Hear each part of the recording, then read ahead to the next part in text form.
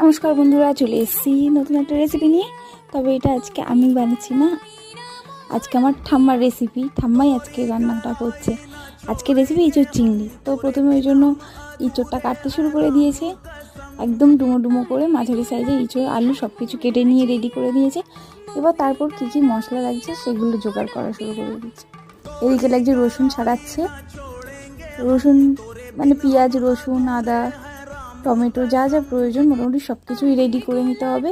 তো সেটাই করছে ঠাম্মা। তাতে মানে উনি যদি 10টার সময় রান্না শুরু করেন তো 8টা থেকে মোটামুটি সব কিছু রেডি করে নেয় আস্তে আস্তে।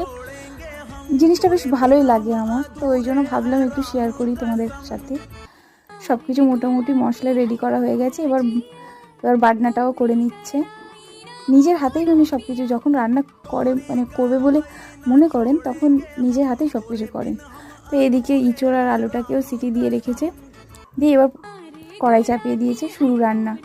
দেখতেই পাচ্ছ, প্রথমে কড়াইতে সর্ষের তেল দিয়ে তাতে দিয়ে দিয়েছে ফোড়নে তেজপাতা, গোটা জিরে দিয়ে একে একে কেটে রাখা পেঁয়াজ টমেটোটাকে ভাজতে দিয়েছে। আর বেশিক্ষণ না ভেজেই দিয়ে দিয়েছে ওই সিদ্ধ করা ইঁচড় আর আলুটা দিয়ে। এবার একটু ভালো করে ভাজতে হবে সময় নিয়ে, যেহেতু জিনিসটা একটু সিদ্ধ করা আছে, তো না হলে ভালো লাগবে না। এদিকে ভাত ওর সাইডে হচ্ছে, ভাতটা দেখে নিয়েছে, একটু বাকি ছিল।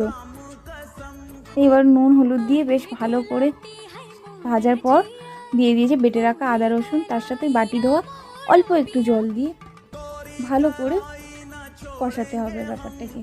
তারপর ভেজে রাখা চিংড়ি মাছ একে একে ঝালের মানে শুকনো লঙ্কার গুঁড়ো, তারপর পরিমাণ মতো লবণ দিয়ে সব কিছু মিশিয়ে নিয়ে এবার একটু সময় নিয়ে কষতে হবে কিছুক্ষণ। তার সাথে দিয়ে দিয়েছি একটু বাটনা জিরে বাটা, মানে এটা কিন্তু কাঁচা জল দিয়ে জিরে বাটা। তো বুঝতেই পারছো আগের দিনের মানুষ তো একটু বাটা মশলা ছাড়া রান্না মানে করতেই পারে না, আর এর স্বাদ কিন্তু অনেক বেড়ে যায়। আর চিনি 1 চামচ চিনিও দিয়ে দিয়েছি একেবারে, দিয়ে একেবারে কষিয়ে পরিমাণ মতো জল দিয়েছে, যে যেমন গ্রেভি খেতে পারো।